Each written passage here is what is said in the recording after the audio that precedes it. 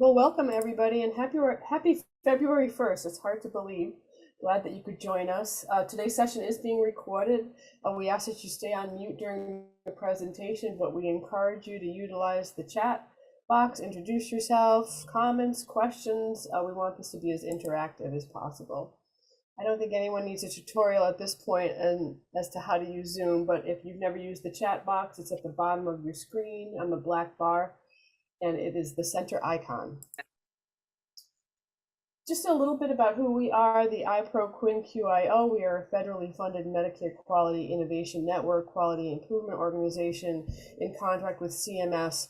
And our goal is to ensure high quality, safe healthcare for Medicare beneficiaries. We're one of 12 offices nationally, and you can see our 3 organizations under one umbrella and the states that we serve.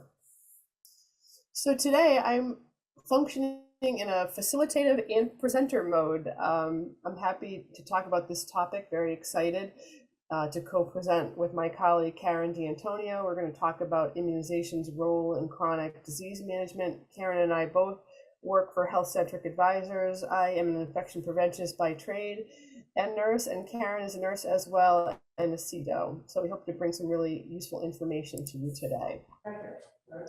So we know the importance of being up to date with vaccines. Certainly, vaccine preventable diseases are a goal of all of us to prevent, but adults with chronic conditions are especially at risk. Folks could mute their phone, please. Thank you so much. We know that there are increased complications from vaccine preventable illness, and at the same time, there are increased complications related to those chronic conditions. So it's a double whammy, if you will. I want to highlight the flu vaccine and chronic diseases because there's so much data out there on the effectiveness of the flu vaccine. And in terms of high-risk medical conditions, if we just look at that alone, there's a 78% decrease in deaths attributable to any cause if a patient has a flu vaccine. Also, there's an 87% decrease for hospitalizations for acute respiratory or cardiovascular disease. So the risk of influenza can't really be understated. The increased risk of complications includes the potential exacerbation of underlying health conditions. And this happens as a result of influenza-related inflammation. And some of the mechanisms we've learned a lot about that, but there's a lot of mechanisms not known as to why that happens, but it can persist long after the acute infection. And we're starting to see that with COVID infection as well. There's also an increased risk of long-term complications such as heart attacks and strokes after experiencing acute influenza. I want to talk about a little bit in detail about chronic diseases, specifically diabetes, COPD, and heart disease, which are chronic diseases that we all know and struggle with in terms of prevention measures and counseling for patients. But the effect of the flu vaccine on these 3 particular diseases. So diabetes, for folks with diabetes who have had a flu vaccine, you can see that it decreases complications, decreases hospitalizations, and decreases deaths in every case over 50%, which is really impactful. For COPD, there's a 76% vaccine effectiveness against influenza-related respiratory illness, and it reduces COPD exacerbation. So when folks kind of talk about, well, the flu vaccine doesn't really work that well this year, there's only a 30 to 40% efficacy some years, keep in mind that it's having a different impact on the patients that have these particular diseases. And heart disease, it's really compelling to me when I was researching this, that vaccine effectiveness is a really useful prevention measure as compared to statins or hypertensive and smoking cessation against major cardiac events. In some cases, it works even better than some of these known prevention measures. This is the CDC's data, trends in adult vaccination coverage, and this is over the last decade. And if you look, you can see that the rates for vaccines, all recommended vaccines, we're moving at a slow, steady pace up through 2017, and some have gone up, but a lot have plateaued between 2018 and 2020. no surprise with, the pandemic hit us pretty hard in terms of access for, and just disrupted every aspect of our lives, but really derailed any kind of vaccine recommendations that we could make because we weren't seeing the patients in person. And COVID-19 vaccine rates come with their own challenges as far as just the emotion and opinions around COVID-19 vaccines. When the primary series was out, we did really well across the country in terms of people completing their primary series, with adults 65 and older over 90%, which was fantastic. The bivalent booster, not so good, but it is creeping up. And I like to be an optimist that it's not staying stagnant. There's a little creep up, every week, which is good. But we have work to do, obviously, with 40% of adults 65 and older having received that bivalent booster. We could do better. This is a really great graphic from the Infectious Diseases Society of America, or the IDSA. They just put this out, and this is really the first time that you could look at a COVID-19 risk continuum. And as you can see, age is the most important risk factor, increasing age, but right under that is medical conditions, and certainly chronic medical conditions rank right up there as far as the risk. And obviously, looking at this, you can see that the more chronic conditions you have, the higher your risk for COVID. So we're taking all those criteria into consideration when you're counseling patients about their risk. We can't talk about vaccines without vaccine hesitancy as a challenging topic, but this survey was put out by the Kaiser Family Foundation in December of last year, looking at the reasons why people weren't getting boosters. And again, being optimistic, I feel like looking at some of these, it's like, okay, I can work with this. I can have the conversation and maybe move the needle for folks with some of the reasons why they won't get it, and give them some guidance to move them closer to vaccine assessment acceptance. It might not happen at the first visit, but with continued effort, it's possible. And certainly the data supports particularly COVID-19 vaccines. This was data that was published in October of this last year by the CDC, looking at the rates of COVID-19 deaths by vaccination status, and it's pretty compelling, the difference between those who weren't vaccinated at all and those who received the bivalent booster down here in the green. But if you had an updated bivalent booster and you're age 5 or older, you have an 18.6 times lower risk of dying from COVID-19. So it's pretty compelling data. I'd ask my colleague Karen to join in on this. This is new to me, shared clinical decision-making recommendations from an infection prevention this point of view, but I don't think shared clinical decision-making is probably unfamiliar to folks on the call, but it's interesting that the ACIP, or the Advisory Committee on Immunization Practices, put out some recommendations about shared clinical decision-making. They have a nice webpage with frequently asked questions, and this is a little bit older, their data. It doesn't include COVID per se, but it talks about some vaccines that you might not think about because we always seem to be talking about flu and COVID, but Hep B vaccine is actually recommended for adults age 60 and older if they have diabetes. And the pneumococcal vaccine, obviously we know, is recommended for adults 65 and older. And that is a vaccine we struggle to get folks to receive. So Karen, feel free to jump in. I think this is really a huge foundation for chronic disease management. Mary Ellen, I would agree. And thank you for having me with all of you today. It's great to see all of you. And this clinical shared decision-making, I think, is so important. When you look back, for those that were able to attend last week's session, and it's recorded if you were not able to, there was a great session on motivational interviewing. And it's really just trying to kind of meet the patient where they're at and have those conversations on where those goals are. And in reference to your slide about hesitancy, just to see kind of and why is that, and just having that conversation. So thank you for advancing to the next slide.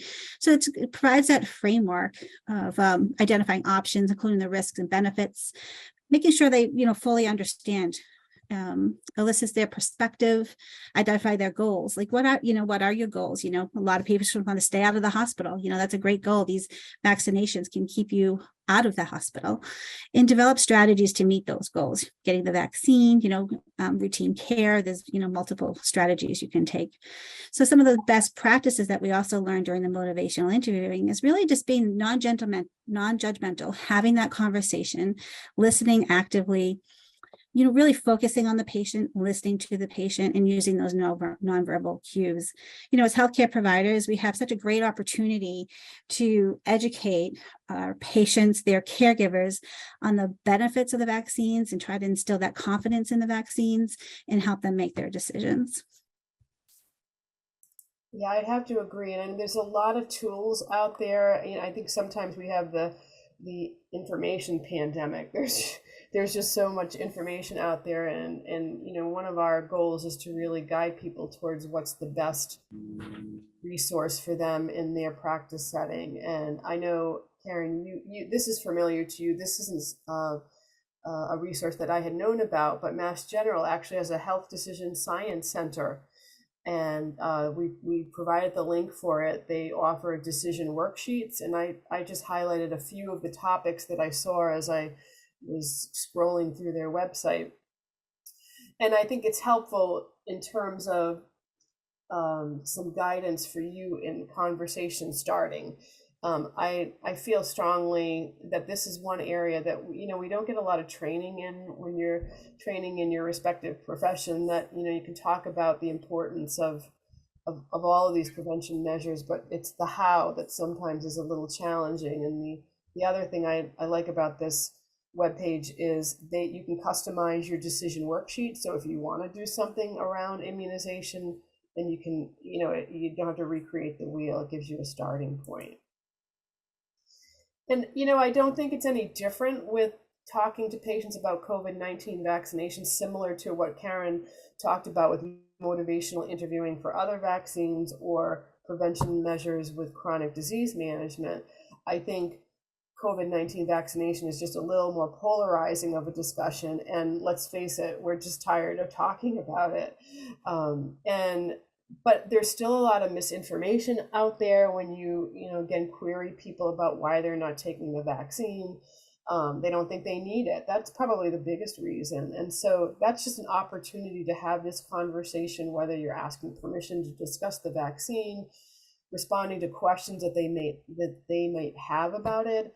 I think one of the things, and I found this interesting because I'm sure I think this, avoid criticizing the patient's information sources. How many times have you heard sort of these, someone comes up to you and says, I read this on Google or Yahoo, and give you this misinformation, and you think, oh my gosh, how am I going to ever get through this?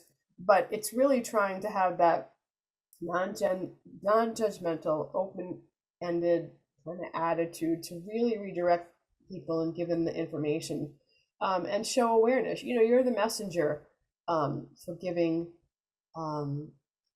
correct information, and they trust you with that. So as Karen mentioned, and I thought it was really a good way to approach it, is to link that vaccine acceptance to their hopes, their goal. Everybody wants to stay out of the hospital.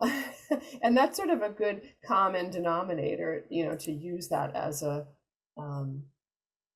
strategy. We have, as part of our resources that we are sharing with you in the chat, as well as the resources at the end of the presentation, it's Worth a Shot campaign, which some of you may have heard about with other education offerings that we've had. This is really a campaign whose effort is to increase the bivalent booster vaccine, but it's more than that. It was developing a logo with the hand waving around COVID-19 vaccine awareness to remind people to ask in any healthcare encounter that they have a vaccine assessment in all settings. What about vaccines at every encounter? That's what WAVE stands for. And so with vaccine assessment sort of in the middle of all those recommendations, again, it's really asking every visit, every time, and giving that strong recommendation in favor of the vaccine. It's a team effort. Certainly involving the team really helps support any of your prevention measure efforts, and using a presumptive approach versus a prescriptive one. So instead of saying, would you like your vaccine today while you're here? Sort of set the tone and say, if I see you're due for your flu vaccine and we have it, we can give that to you today. Sometimes move the needle in the right direction instead of giving them sort of a chance to hem and haw over it. Be persistent, address their concerns. May not happen, like I said, at that first visit, but it's that continual nudge that may move them in that right direction, especially if they're teetering on the reasons that they don't want it. What works for patients? You folks are probably the experts on the call with what you think works, what you may have tried, what you may want to consider with patients, whether you've done this or you're considering doing this. Increasing access obviously is very important, whether it's open access scheduling, extending your hours. I've known provider settings that have offered after hours information sessions on vaccines and actually had folks come to those with the intention of getting vaccinated. So obviously that's important to have the vaccine there and having that stock of common vaccines. However, if you don't have them, what's your process in terms of referring them out for your common vaccines? Provider reminders are good, and I think snail mail still works, especially for the older population, and just sending out reminders and again recommending those vaccines. And Karen is doing this as a SDoH. I'm sure there are strategies out there that may work, some better than others, in terms of thinking outside the box as far as patient scheduling, right? No, I would agree with you, Marilyn. I think you hit a lot of these right here. I also think there's an opportunity, with their pandemic and the last few years, there's just been something that we would never expected to see. Patients are now coming, hopefully routinely back in to see their primary care providers, into clinics, and there's an opportunity really to have those prevention screenings, happen. I think so many patients with chronic disease, are doing the right thing. They're trying to stay healthy. They're taking their medications, exercising, but they may be missing something essential, which is those vaccinations. And so really having the conversation with the physicians, but also at every opportunity, as the WAVE campaign says, is to ask the patient, are they interested in it? I think another great opportunity is for those Medicare patients during the annual wellness visits that can happen yearly for patients. It's an opportunity really to discuss devise a wellness plan, and immunizations are also reviewed then. To your point, we're talking, the COVID vaccine, the flu, influenza, pneumococcal, but there's also some other important vaccinations that need to be discussed to make sure they're on track to receive. Yeah, totally agree. And of course, if we had so much time too, the time constraints, which we'll talk about as a challenge, yes. But make it a team effort. Some practices may be using clinician incentives. Certainly clinician education is always important, even as part of yearly education, and talking about, vaccines change, what are the recommendations, what are the safety and adverse effect concerns? Technology is important, whether it's your EHR and the way that it alerts and allows you to track vaccines. Partnering with state immunization information systems is helpful as well if you're somewhere where they have those registries. Standing orders, I think, are really important because it helps not to disrupt the flow, if you will. If you're sort of in the moment and you've got a hooked patient and you're able to give that vaccine, it's so much easier just to be able to do that. And again, team-based care, if we're all sort of having that same message with the patient as they're coming through. Mary Ellen, I just want to emphasize to your point, it's team. Everyone has, kind of an opportunity to have the discussion. So I love what you just reviewed. I think it's really important. Yeah, and you had mentioned, Karen, too, going back to some of the sessions we've had over this series, we've talked about social determinants of health and health equity, really including that as part of your strategy with culturally sensitive programs, tailoring it to the population that you serve. What one practice does, or even what we recommend, may be different. It really needs to work for you. Engaging your partner organizations and respected community leaders, because there may be opportunities for vaccine clinics in the community that you're not aware of, and it helps, you can promote it for these other partners, and everybody's getting to the same goal. Health literacy we've talked about in so many other areas, but it's important, really, that written and spoken material. It used to be below an 8th grade level, but honestly, the recommendation now is below 6th grade reading level, and utilizing teach back techniques that we've had for quite a while. I'm guilty of this one: avoid technical jargon, because you think, well, I explained that really great, and the patient has no idea what you're talking about. So just being cognizant of that. The Ask Me 3 resources through the IHI, they're an older resource, but really helpful if you're looking for something to give to the patient for sort of a checklist for their appointment, for questions that they want to ask you, and hopefully vaccines are part of that. So that's another tool that has been around for a while. I want to point your attention to this report, just came out not that long ago, from the Milken Institute on health literacy in the United States. It's a pretty easy read. It's very comprehensive.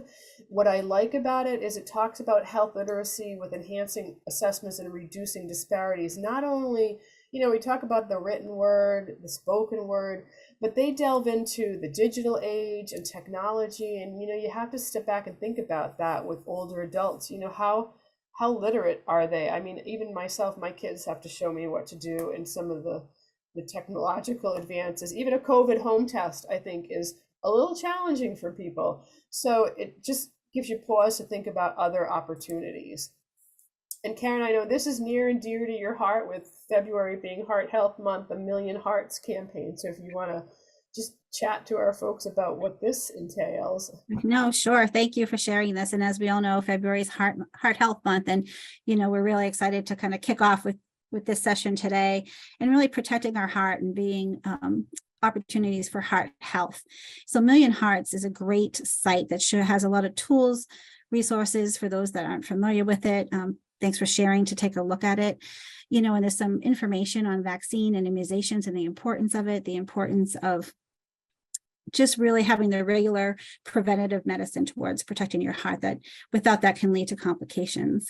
And Laura Vanderhill just shared right before the session that it's just come out from Kaiser News, I believe, an infectious disease physician just shared some information about looking at the 2020 COVID deaths related to heart disease. And, it's just, the data is just revealing on the loss and some of the long-term effects that COVID could have related to heart health, and the importance of receiving that vaccination. So, Laura, if you don't mind sharing in chat that video, I think it's a great video that you could share maybe with somebody that's hesitant to have the vaccine. And she does a great job, I think, explaining how it protects your heart, and it will protect, hopefully, long-term COVID complications. You may still, get COVID, but your complications hopefully won't be as severe as what we've seen with folks that have not had the vaccine. So again, Heart Health Month, just really looking forward to our continued conversations about heart health and immunization in the month of February. That's awesome. Good timing. The gods, the education gods were looking out for us. But I did get a chance to look at that video. If you have a chance, it's only about 4 minutes.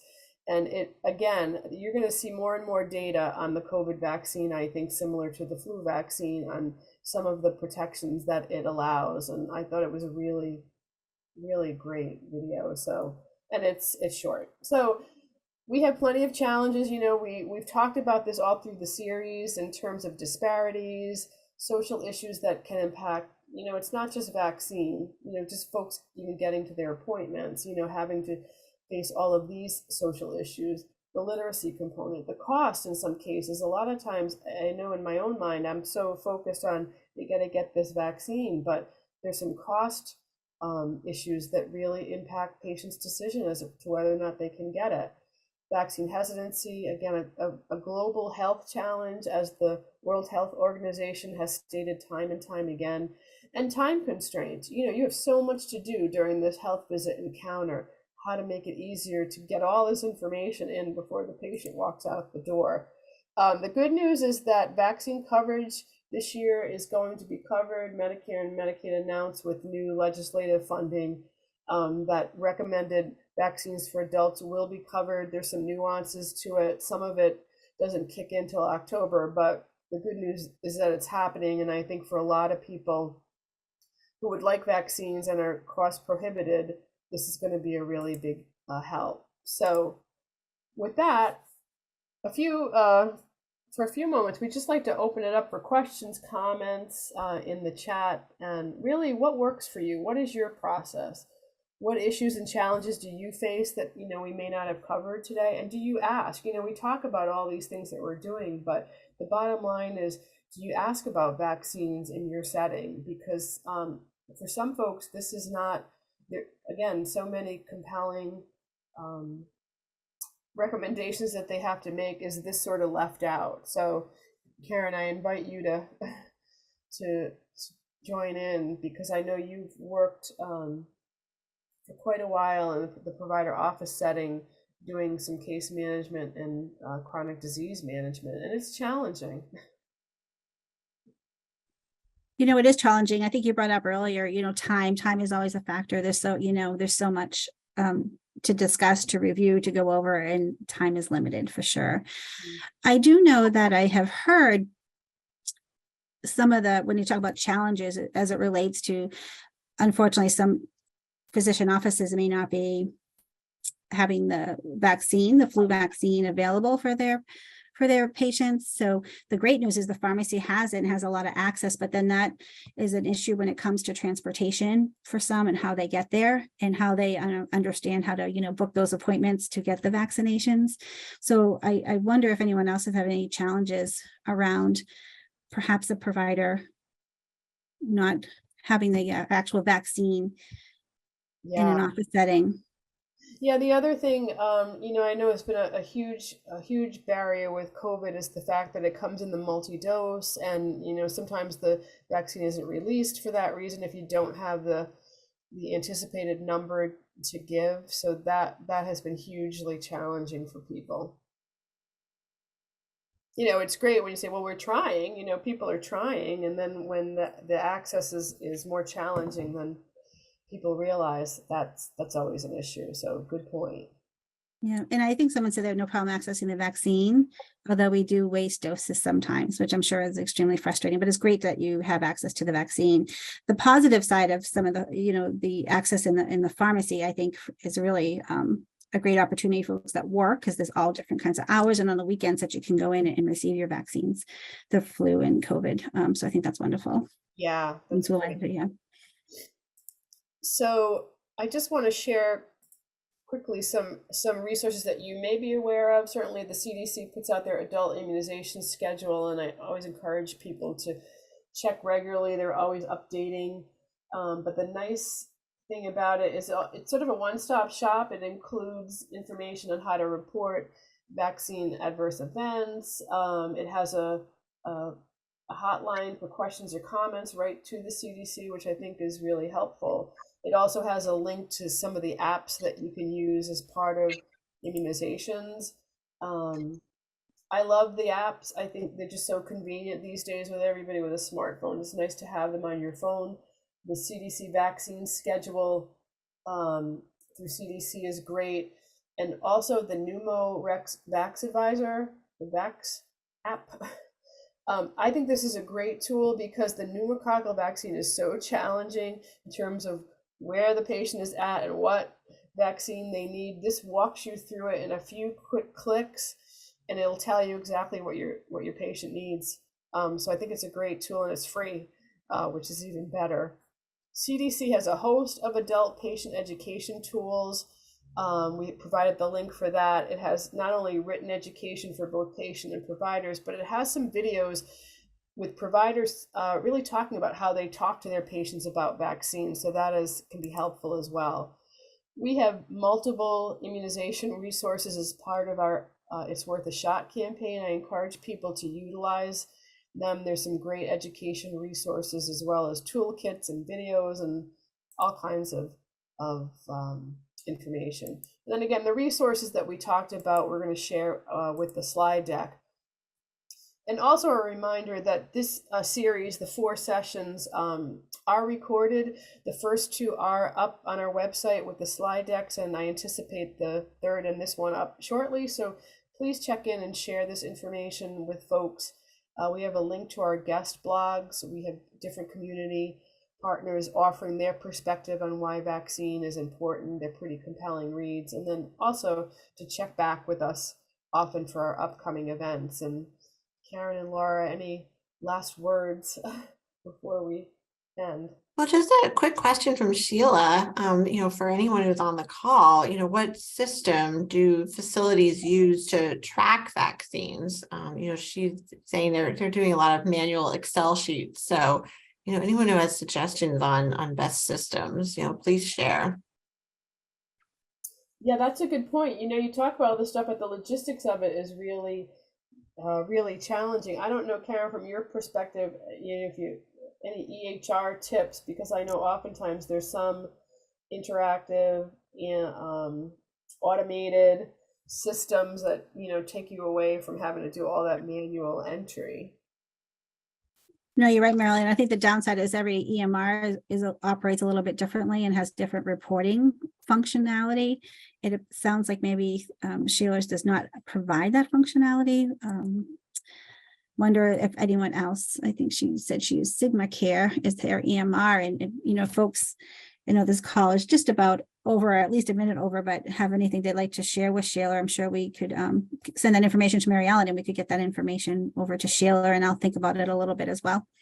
Yeah, we can get that information out to you. I agree. Some of these EHRs, they're very different, and I would encourage sometimes if you're able to make a change to reach out to colleagues to see have they had success with one system versus another, because you hate to put in all that effort and it's really not doing much for you. But a lot of times your state Department of Health can be helpful in different tools that aren't so manually overwhelming.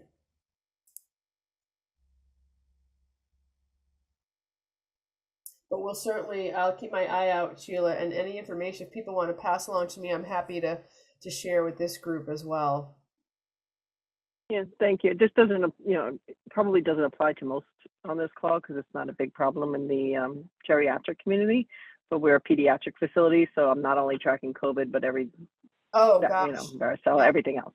Yeah. So you're definitely that's a huge responsibility for the immunization, and there's not a lot I don't think out there in terms of, we don't talk a lot about the pediatric world in terms of systems, especially with our audience, but yeah, it's definitely something to look into for sure. Okay. If anybody knows of anything, I'd appreciate it. Thank you. Perfect.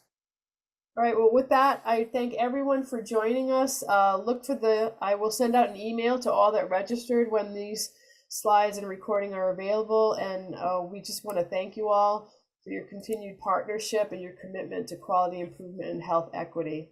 Have a great day.